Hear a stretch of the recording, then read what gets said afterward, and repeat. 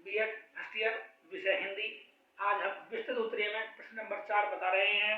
भाषा के विविध रूपों का संक्षेप में वर्णन कीजिए या राष्ट्रभाषा के रूप में हिंदी के महत्व को स्पष्ट कीजिए। उत्तर है इसका भाषा के विविध रूप। भाषाओं की संख्या तो असंख्य है, संसार में कितनी भाषाएं हैं इसका अनुमान लगाना भी संभव नहीं है। भारत जैसे विशाल देश में भाषाओं की विविधता अधिक है। इस दृष्टि से भारत विविधता का राष्ट्र है। यह भारत की विशेषता है कि विविधता में भी एकता है। यूरोप जैसे उपमहाद्वीप में भाषाओं के आधार पर ही राष्ट्र बने हैं। यूरोप उपमहाद्वीप के प्रत्येक देश की अपनी भाषा है, अर्थात यूरोप का विभाजन भाषाओं के आधार पर हुआ है। भारत में भाषाएं क्षेत्रीय तथा प्रादेशिक हैं, जैसे बंगाल प्रदेश, पंजाबी पंजाब प्रदेश, राजस्थान प्रदेश आदि। यूरोप में भाषाओं का राष्ट्रीय स्तर है, जैसे फ्रांस देश, जर्मनी देश, पोलैंड देश। भाषाओं की शिक्षा प्रदान करने के लिए विद्वानों ने विभाजन 5 वर्गों में किया है: प्राचीन भाषा, संस्कृत भाषा, मातृभाषा, राष्ट्रभाषा तथा अंतर्राष्ट्रीय भाषा। इनका संक्षिप्त वर्णन यहाँ पर इस प्रकार है। प्राचीन भाषा, इसके अंतर्गत इन भाषाओं को सम्मिलित किया है जो प्राचीन भारत में संयुक्त की जाती थी, परंतु आधुनिक समय में इनका उपयोग नहीं होता है। प्रमुख प्राचीन भाषाएं संस्कृत, पाली, प्राकृत और अपभ्रंश आदि। बौद्ध ग्रंथों की रचना पाली में की गई है। समय परिवर्तन, ऐतिहासिक घटनाओं, क्रांतियों के परिणाम स्वरूप इन भाषाओं का उपयोग प्राय समाप्त हो गया है। नंबर 2, संस्कृत भाषा। संस्कृत भारत की सांस्कृतिक भाषा है। भाषा यही हिंदू भाषाओं की जननी है। शिक्षा की दृष्टि से संस्कृत भाषा का महत्व विशेष माना गया है। नंबर 1, संस्कृत प्राचीन भारतीय साहित्य की भाषा है। वेद, उपनिषद तथा महाकाव्य मूल रूप से संस्कृत भाषा में ही लिखे गए हैं। संस्कृत सभी भारतीय भाषाओं की जननी है। दक्षिण की भाषाओं तेलुगु, कन्नड़, मलयालम और तमिल पर भी इसका अधिक प्रभाव है। संस्कृत भाषा का सीधा संबंध उत्तर की भारतीय भाषाओं तथा आर्यकुल से है। भारतीय जीवन में धार्मिक, सामाजिक विधि विधानों और संस्कारों की भाषा संस्कृत ही है। आज भी सभी प्रकार के अनुष्ठान तथा संस्कार संस्कृत में ही किए जाते हैं, यद्यपि संस्कृत बोलचाल की भाषा नहीं है।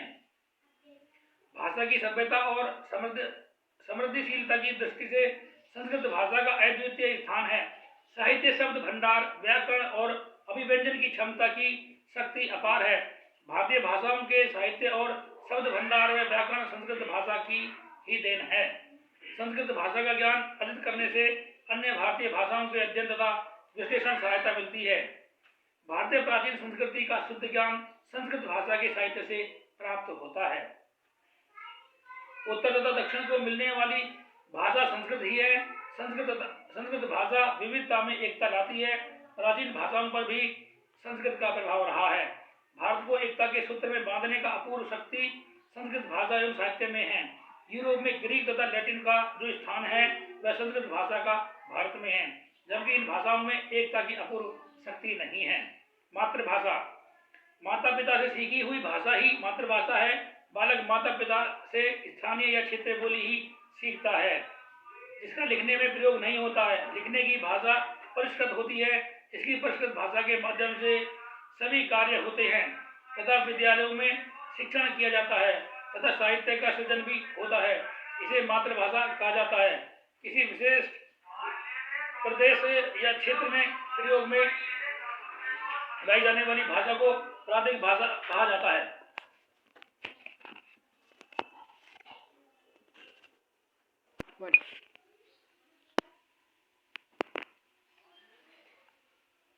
लिखने की भाषा परिष्कृत होती है। इसी परिष्कृत भाषा के माध्यम से सभी कार्य होते हैं तथा विद्यालयों में शिक्षण किया जाता है तथा साहित्य का सृजन भी होता है। इसे मातृभाषा कहा जाता है। किसी विशिष्ट प्रदेश या क्षेत्र में प्रयोग में लाई जाने वाली भाषा को प्रादेशिक भाषा कहा जाता है। उत्तर प्रदेश तथा मध्य प्रदेश की मातृभाषा हिंदी है। हिंदी भाषा के अंतर्गत अनेक बोलियां सम्मिलित हैं। बालकों को शिक्षा मातृभाषा के माध्यम से ही दी जानी चाहिए, क्योंकि तथ्यों एवं प्रत्ययों का बोधगम्य करना सरल होता है। उच्च शिक्षा माध्यम की मातृभाषा होनी चाहिए, क्योंकि भावों की अभिव्यक्ति करना सहज एवं स्वाभाविक होता है। मातृभाषा द्वारा शिक्षण प्रकरण का विवेचन अगले अध्यायों में किया गया है। मातृभाषा के अर्थ शिक्षण उद्देश्य शिक्षण विधियों प्रविधियों तथा परीक्षणों का वर्णन विस्तार में किया गया है। राष्ट्रभाषा, मातृभाषा के बाद राष्ट्रभाषा का प्रमुख स्थान है। प्रत्येक राष्ट्र की एक भाषा होती है जिसका संविधान में उल्लेख किया गया है। जिस भाषा को देश की अधिकांश जनता बोलती है और समझ लेती है उसे राष्ट्रभाषा कहा जाता है। भारतीय संविधान में हिंदी को राष्ट्रभाषा का गौरवपूर्ण स्थान प्रदान किया गया है, परंतु प्रादेशिक संकीर्णता के कारण यह संभव नहीं हो सकता।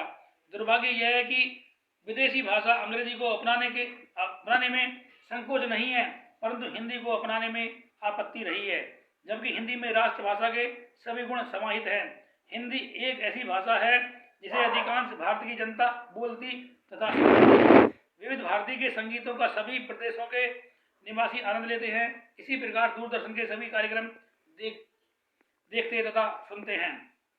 उत्तर प्रदेश, मध्य प्रदेश, राजस्थान, हरियाणा, बिहार हिंदी भाषी प्रदेश हैं, परंतु पंजाब, हिमाचल प्रदेश, गुजरात के कुछ भागों में हिंदी भाषा का उपयोग निरंतर किया जाता है। भारत के सभी प्रदेशों में हिंदी भाषा का प्रयोग किसी न किसी रूप में किया जाता है। भारत में हिंदुओं के 4 धामों बद्रीनाथ, द्वारिकापुरी, रामेश्वर में सभी दर्शन हेतु जाते रहते हैं। इसके अतिरिक्त उत्तर प्रदेश में हरिद्वार, ऋषिकेश, अयोध्या, मथुरा, वृंदावन आदि धर्मस्थल हैं। सभी प्रदेशों से इन धर्म स्थलों पर आते हैं और हिंदी का व्यवहार होने के कारण सभी हिंदी सीखना चाहते हैं। हिंदुओं के धर्मग्रंथ संस्कृत तथा हिंदी में हैं और गीता प्रेस गोरखपुर बहुत सस्ते मूल्य में उपलब्ध कराता है। यह संस्था हिंदी की बहुत बड़ी सेवा कर रही है।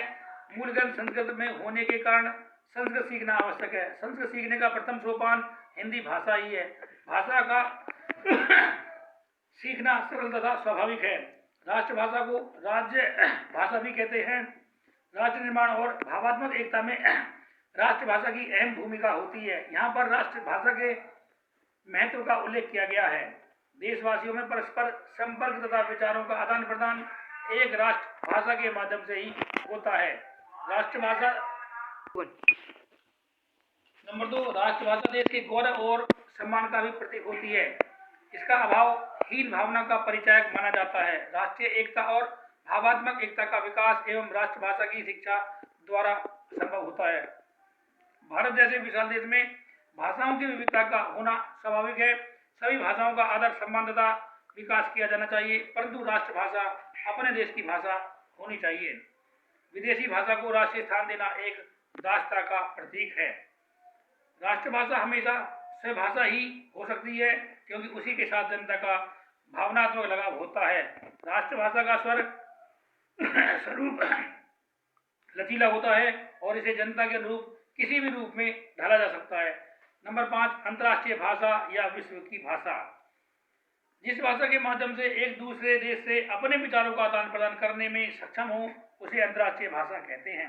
विश्व के राष्ट्र आपस में संपर्क तथा विचारों का आदान प्रदान करते हैं, उसे विश्व की भाषा कहते हैं। संयुक्त राष्ट्र संघ अंतर्राष्ट्रीय संघ है। उसमें विश्व के अधिकांश राष्ट्र मानवीय समस्याओं पर विचार विमर्श करते हैं और समाधान ढूंढते हैं, जिससे विश्व में शांति रह सके। इसके लिए विश्व भाषा का प्रयोग किया जाता है। अंग्रेजी ने विश्व भाषा का गौरव पाया है। अंग्रेजी को विश्व की खिड़की कहा जाता है, जिसके माध्यम से विश्व राष्ट्रों के साथ विचारों का आदान प्रदान किया जाता है। अंतर्राष्ट्रीय भाषा के माध्यम से वैज्ञानिक विकास एवं अधिकारों के संबंध में ज्ञान प्राप्त किया जाता है। विकसित राष्ट्रों के ज्ञान विज्ञान का लाभ विकासशील राष्ट्र उठाते हैं। अंग्रेजी भाषा को युगों से यह महत्वपूर्ण स्थान प्राप्त है। मातृभाषा या प्रादेशिक भाषा अथवा क्षेत्रीय भाषा का क्षेत्र सीमित होता है। एक क्षेत्र वासियों या प्रदेश के रहने वाले ही अपने विचारों का आदान प्रदान करते हैं। राष्ट्रभाषा के माध्यम से संपूर्ण राष्ट्र के अधिकांश निवासी आपस में संपर्क बनाते हैं और दो देशों में परस्पर विचारों का आदान प्रदान करने के माध्यम से को अंतर्राष्ट्रीय भाषा या विश्व भाषा कहते हैं। अटल बिहारी वाजपेयी ने हिंदी को संयुक्त राष्ट्र संघ की भाषाओं में स्थान दिलाया। केंद्रीय हिंदी संस्थान राष्ट्रीय स्तर तथा अंतर्राष्ट्रीय स्तर पर प्रयासरत है, जिससे भारत में हिंदी प्रदेश के निवासी हिंदी को सीखें। विश्व के राष्ट्रों में यह संस्था हिंदी का प्रचार एवं प्रसार कर रही है। भारत में अंग्रेजी ने अपनी जड़ें अधिक गहरी कर ली हैं, क्योंकि विदेशी भाषा ने ही राष्ट्रीय स्तर पर महत्वपूर्ण स्थान बना रखा है, परंतु अंतर्राष्ट्रीय स्तर के लिए अंग्रेजी आवश्यक है। भारत में राष्ट्रीय स्तर के लिए यह भी आवश्यक है। आज के लिए इतना ही।